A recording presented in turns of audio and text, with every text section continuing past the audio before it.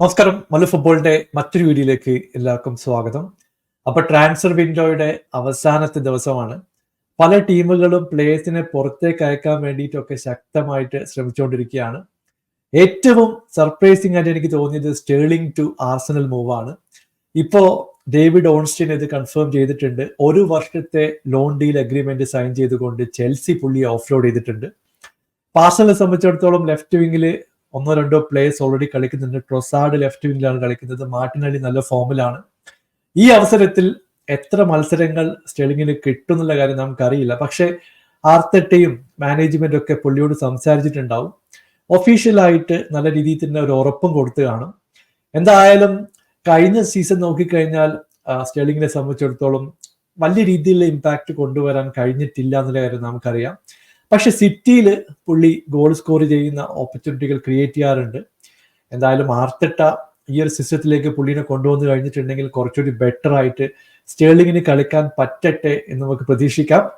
മറ്റൊരു ന്യൂസ് നമ്മൾ കേൾക്കുന്നത് ജേഡൻ സാൻചോ ഒഫീഷ്യലായിട്ട് ചെൽസിയിൽ എത്തിയിട്ടുണ്ട്. 1 വർഷത്തെ ഇനീഷ്യൽ ലോൺ ഡീൽ ഉണ്ട്. പക്ഷേ ഒബ്ലിഗേഷൻ ടു ബൈ ഒരു ഓപ്ഷൻ കോൺട്രാക്റ്റിൽ വെച്ചിട്ടുണ്ട്. 25 to 30 മില്യന്റെ ഒരു ക്ലോസ് ആണ് കോൺട്രാക്ട് ഉള്ളത്. ആലോചിച്ച് നോക്ക്, 2 സീസണ് മുമ്പ് 100 മില്യൺ പ്ലസ് കൊടുത്തിട്ടാണ് സാൻചോയെ മാഞ്ചസ്റ്റർ യുണൈറ്റഡ് ടീമിലേക്ക് കൊണ്ടുവന്നത്.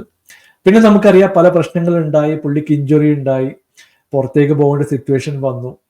ഇങ്ങനെയൊക്കെ കഴിഞ്ഞിട്ടാണ് ഇപ്പം യുണൈറ്റഡ് പുള്ളിയെ ഒരു കോൺട്രാക്ട് ക്ലോസ് വെച്ചിരിക്കുന്നത് 25-30 മില്യൺ ആണ്. എന്തായാലും ചെൽസിയെ സംബന്ധിച്ചിടത്തോളം ഒരു നല്ല അഡീഷൻ തന്നെ ആയിരിക്കും എന്ന് പ്രതീക്ഷിക്കാം. അപ്പൊ ചില കണ്ടീഷൻസ് മെറ്റ് ചെയ്ത് കഴിഞ്ഞിട്ടുണ്ടെങ്കിൽ ചെൽസിക്ക് പുള്ളിയെ വാങ്ങിക്കേണ്ട ഒരു ബാധ്യതയുണ്ട്.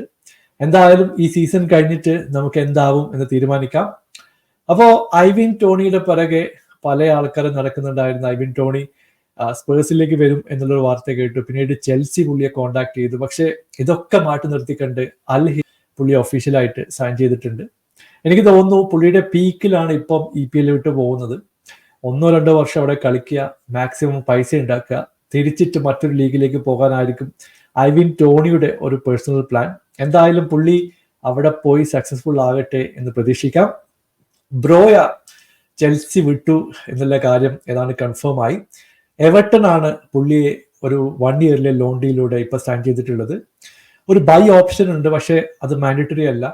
25 to 30 മില്യൺ ഒരു ഓപ്ഷൻ ചെൽസി വെച്ചിട്ടുണ്ട്.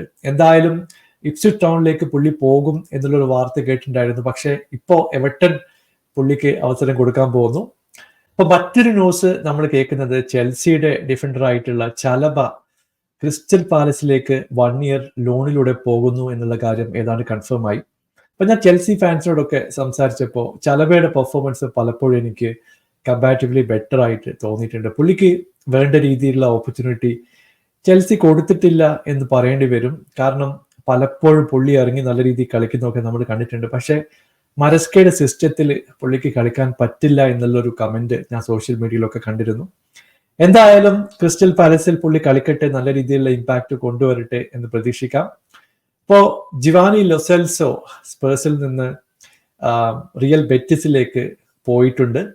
നമുക്കറിയാം പുള്ളി ഇതേപോലെ തന്നെ അർജന്റീനയ്ക്ക് വേണ്ടി കളിക്കുമ്പോൾ കിടിലൻ കളിയായിരിക്കും. പക്ഷെ സ്പേഴ്സിന് വേണ്ടിയിട്ട് ഒരു നല്ല രീതിയിലുള്ള ഇമ്പാക്ട് കൊണ്ടുവരാൻ പുള്ളി ശ്രമിച്ചിട്ടുണ്ട്, പക്ഷേ നടന്നില്ല.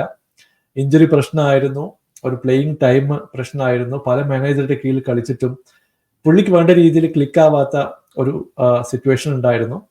എന്തായാലും നല്ലൊരു ഫ്യൂച്ചർ പുള്ളിക്ക് ഉണ്ടാവട്ടെ എന്ന് പ്രതീക്ഷിക്കുന്നു. അപ്പൊ വിക്ടർ ഓഷിമേന്റെ ചെൽസിയിലേക്കുള്ള മൂവ് ഏതാണ്ട് തീർന്നു എന്ന് പറയേണ്ടി വരും. കാരണം നെഗോസിയേഷൻ ടീം ഒരു ഫൈനൽ സ്റ്റേജിലേക്ക് എത്തിയില്ല. ഡീൽ ഓഫായി എന്നുള്ള വിവരം ഫാബ്രിസിയോ റൊമാനോ ഒക്കെ ഇപ്പൊ കൺഫേം ചെയ്തിട്ടുണ്ട്. ഓഷിമാനെ സംബന്ധിച്ചിടത്തോളം ഇത് വലിയൊരു സെറ്റ് ബാക്ക് ആണ്. കാരണം സാലറി കുറയ്ക്കാൻ പുള്ളി തയ്യാറല്ല. അപ്പോ ഫസ്റ്റ് ടീമിൽ പുള്ളിക്ക് സെലക്ഷൻ കിട്ടാനുള്ള ചാൻസ് തീരെയില്ല. ഇപ്പോ 2-3 ദിവസത്തിനുള്ളിൽ സൗദി ലീഗിൽ നിന്ന് വല്ല ഓഫറും വന്നാൽ നാപ്പോളി ചിലപ്പം കൺസിഡർ ചെയ്യാനുള്ള ചാൻസ് ഉണ്ട്. ഇല്ലെങ്കിൽ പുള്ളിക്ക് നാപ്പോളിയുടെ ഒപ്പം ഈ ഒരു സീസൺ തുടരേണ്ടി വരും. പക്ഷെ കളിക്കാനുള്ള ഓപ്പർച്യൂണിറ്റി കാണുകയില്ല. ശരിക്കും പറഞ്ഞാൽ ചെൽസിയിലേക്ക് പോകും എന്ന വലിയ പ്രതീക്ഷയോടെ പുള്ളി കാത്തിരുന്നതാണ്. പക്ഷെ എവിടെയാണ് ഡീല് പിഴച്ചതെന്ന് അറിയില്ല. എനിക്ക് തോന്നുന്നു പുള്ളിയുടെ സാലറി വലിയൊരു ഫാക്ടറാണ്. അതിൻ്റെ ഒരു പെർസെൻറ്റേജ് ഡിവൈഡ് ചെയ്യുമോ എന്നുള്ളൊരു ഡിസ്കഷൻ നടന്നിട്ടുണ്ടായിരുന്നു. അത് മാത്രമല്ല, സാലറി കുറക്കാൻ പുള്ളിക്ക് താല്പര്യമില്ല എന്നുള്ള കാര്യം നമുക്ക് അറിയുകയും ചെയ്യാം. എന്തായാലും പുള്ളിയുടെ കരിയർ നോക്കിക്കഴിഞ്ഞിട്ടുണ്ടെങ്കിൽ EPലേക്ക് വന്നിരുന്നെങ്കിൽ ആ ഒരു പോസിറ്റീവ് ആയിട്ടുള്ള മൂവ് ആയിരിക്കും. ഈ സീസണിൽ സൗദി ലീഗിലേക്ക് പോയി കഴിഞ്ഞിട്ടുണ്ടെങ്കിൽ എനിക്ക് തോന്നുന്നു പുള്ളിയുടെ കരിയർ ഏത് ഡയറക്ഷനിൽ പോകുന്നുള്ള കാര്യം നമുക്കറിയില്ല. അപ്പോൾ കൂടുതൽ ട്രാൻസ്ഫർ വിശേഷങ്ങളായിട്ട് അടുത്ത വീഡിയോ കാണാം. Thank you so much for watching. Bye for now.